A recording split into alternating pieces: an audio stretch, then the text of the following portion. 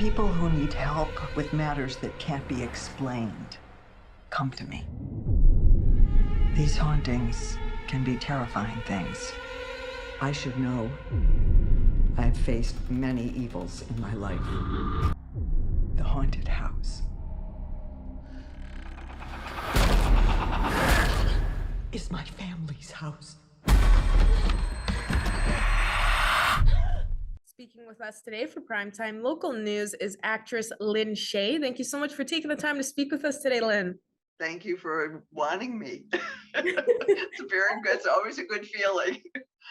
Of course, really excited to be able to speak with you because people may know you from some certain projects, and a big one is from the Insidious movies and other projects you've been in. You've been in quite a few. So there was supposed to be an action thriller that you're in that I hear that there's been some issues with that now. So can you kind of explain what's happened with this project? I know we're going to be able to speak on that along with some other things that you are in, but I just kind of want to start off with this action thriller called Carrier. Oh, let me say, Carrier, unfortunately, has been postponed, and it's not happening right now. It's a wonderful script.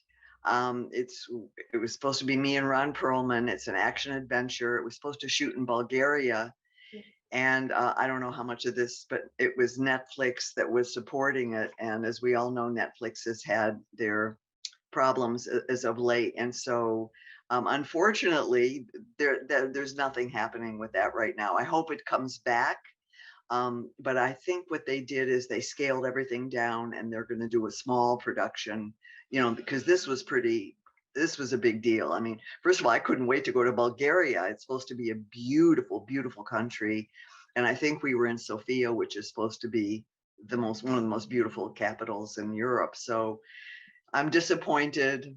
I hope it still comes around at some point. So just to say, disappointment is also part of this game. Well, definitely sounds like an interesting project. So hopefully, things will work out and hopefully this will come out soon for everyone to enjoy. I mean, Rennie Harlan was going to direct it. And but anyway, so we just promoted something that's not happening, but you never know. You never know. It might, maybe it'll fertilize the ground a little, and we'll be able, it will re-sprout. So now, another project that I really wanted to speak with you on is called We Are Gathered Here Today. And this was, you were saying before that this was, more during the peak of the pandemic and kind of helps bring a strong message out there. So can you explain what this movie is all about? That was really a very exciting project. Paul Boyd, who was the director, they had a format, like a scenario, and the idea was he hired all of us to do Zoom. And I had never really participated much in Zoom to begin with. None of us had, because we had never had a pandemic before. And the idea was to bring to the forefront the unfortunate sadness that people could not be with people they loved while they passed away. And there were people dying left and right from COVID, as we know. And so the heart of it was about a patriarch of a family.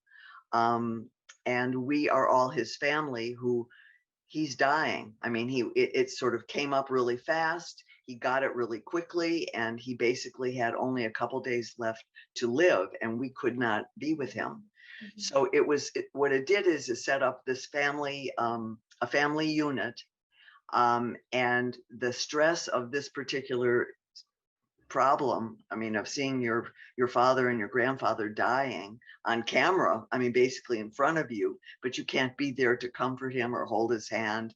And what it does is generate friction between the family, which you find all these problems come out between the parents and their children, and between sisters. Jenny O'Hara and I play sisters. I'm kind of a drinker, and I sleep late, and there's none of this. I don't believe any of this is really happening. So for me, it was a really fun character, and it was all improvisation. So we had a format, but we were allowed to explore the relationships on our own as actors and family. So it was a very exciting project, and I have seen it several times now, but the outcome is very powerful. It's very emotional. I think we can all relate to someone in that family, whether you're someone that's had COVID or not. You hope not, of course, but there are going to be people who watch it who have had a similar experience. And the fact that this was such an odd virus where some people were barely affected at all. And so you go, "Ah, it's nothing. It's a cold. It's no cold." And I mean, to this moment, I still wear my mask when I go to the market. I know you don't have to anymore. And there's sort of the cavalier part of our society that thinks it's over, I'm fine. I'm older. Yes, I am. I love my life. I do not want to die of any stupid virus.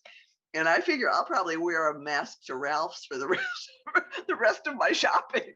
Yeah. And so it was a terrific project. It was very unique. And Paul is a very unique man with lots of wonderful ideas. So I really enjoyed the process. And I got to create this character. I mean, he basically just gave me guidelines that Jenny O'Hara and I were sisters, and that, I had sort of an ex-boyfriend. We sort of developed this whole universe of relationships that was quite fabulous. Perfect, Lynn. Well, it's really nice to be able to hear your perspective and just kind of get your opinion on some of these projects you're in. And it's really nice to be able to speak with you. I know we already got some fans out here in the border city for you. So once again, thank you so much for joining us today. You are lovely. I really love talking to you too. So goodwill and peace to everybody. Thank you so much. I really do. Thank you.